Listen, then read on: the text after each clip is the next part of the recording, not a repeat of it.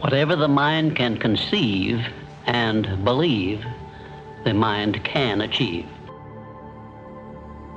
Everyone brings over with him at birth the equivalent of 2 sealed envelopes, one of which is clearly labeled the riches you may enjoy if you take possession of your own mind and direct it to ends of your own choice.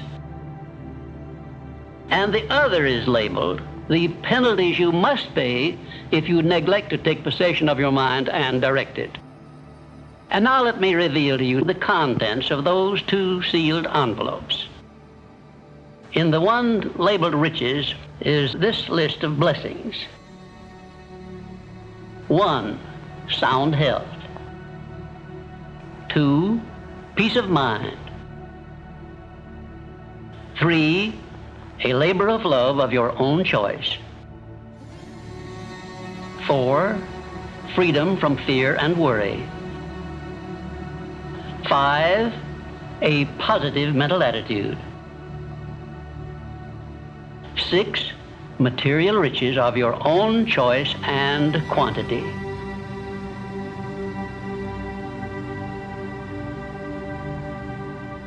In the sealed envelope labeled penalties is this list of the prices one must pay for neglecting to take possession of his own mind. 1, ill health. 2, fear and worry. 3, indecision and doubt. 4, frustration and discouragement throughout life. 5, poverty and want. 6, and a whole flock of evils consisting of envy, greed, jealousy, anger, hatred, and superstition. Open up and use the contents of the sealed envelope labeled riches. Your only limitations are those which you set up in your own mind or permit others to set up for you. There is no such thing as something for nothing. Everything, including your personal success, has a price that must be paid. Remember always, you are where you are and what you are because of your mental attitude in which you relate yourself to other people. Remember also, your mental attitude is the one and the only thing over which you have complete control. Success is something which has to be planned. And success is something which has to be earned in advance. Remember, too, that success in the higher brackets of achievement is something that can be had only by taking others along with you. And the best definition of success which I know is this: success is the knowledge with which to get whatever you want from life without violating the rights of others and by helping others to acquire it. The habit of going the extra mile definitely develops greater self-reliance and gives one more courage to move ahead without the fear of criticism from others. And here is one thing it does. It helps you to master the destructive habit of procrastination, the one habit which heads the list of causes of failure. And it stops you from drifting through life without knowing what you want or where you are going. May I remind you that if you believe it, you can do it.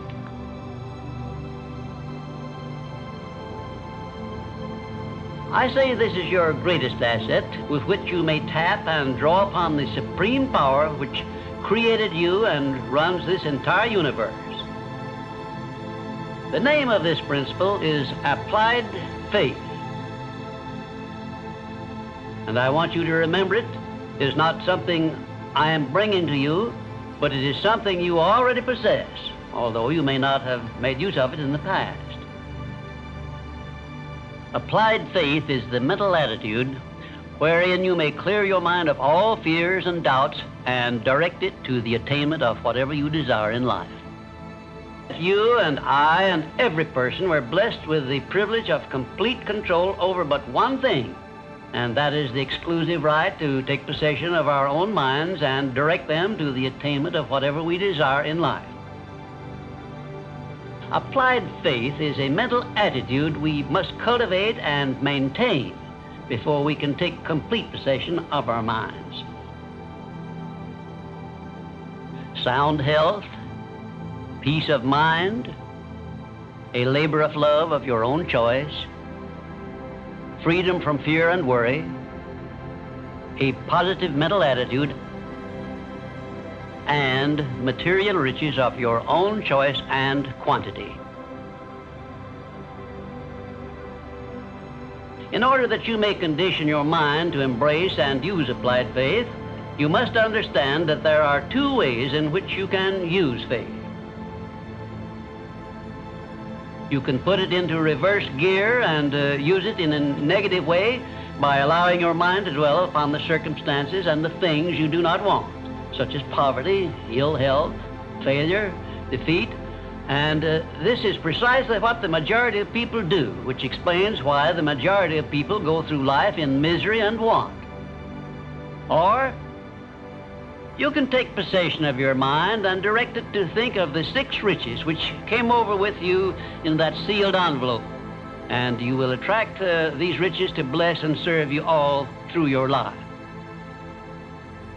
Isn't it a strange fact that most people make a negative application of their great power of faith by thinking about and believing in poverty, ill health, fear, failure, and defeat, when it would be so easy for them just to change their thinking over to the circumstances and things they desire? Successful people in all occupations, all professions, and all callings have one trait which distinguishes them from the failures. It is their capacity for belief. The failures see the hole in the donut, but do not see the donut around the hole. The successes see the hole also, but they see the donut around the hole. Give one guess as to how many times the average person must fail before he quits. Fails because of the lack of capacity for belief. How many times can you meet with defeat before you give up the ghost and quit? Belief is truly a magic word because it is the beginning of all successes. It is the very foundation of civilization. To be successful, you must become a person with a great capacity for belief. And the place to start believing is with yourself. You should begin by recognizing that you were born with the privilege of complete control over your own mind. You can take full possession of your mind and make it yield you whatever you demand in life. Observe, I use the word demand, not beg. If your life is not what you want it to be, you can change it.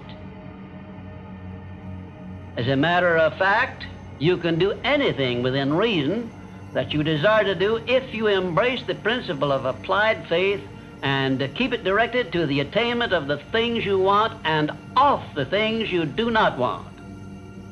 Poverty, fear, illiteracy, and superstition.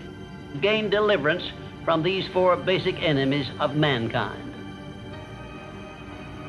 Know what you want and believe that you can and will get it.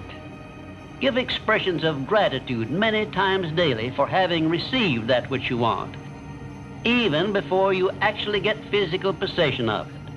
Possession starts first in the mind. Keep your mind open for hunches from within. And when you are inspired to action, do not wait, but move on your own personal initiative at once. Remember, there can be no application of applied faith without action. When overtaken by defeat, as you may be many times, remember that man's faith is tested many times before he is crowned with final victory, and accept your defeat as nothing more than a challenge to keep on trying. A burning desire for the things or circumstances you want is the starting point of all applied faith. Be definite, believe, and act. And keep on acting if at first you meet with defeat. When doubt creeps into your mind, remember that Whatsoever a man believeth, that shall he also reap. Remember, faith is not something you get. Faith is something you already have. But you may be using it in reverse gear by believing in the circumstances and things you do not want, the things you fear. Remember also that faith is guidance only. It is not a power which will bring you what you want, but a power that can guide you to go after what you want and get it. Remember, too, that your faith is limited only by your own capacity to believe. You can do whatever you make up your mind to do.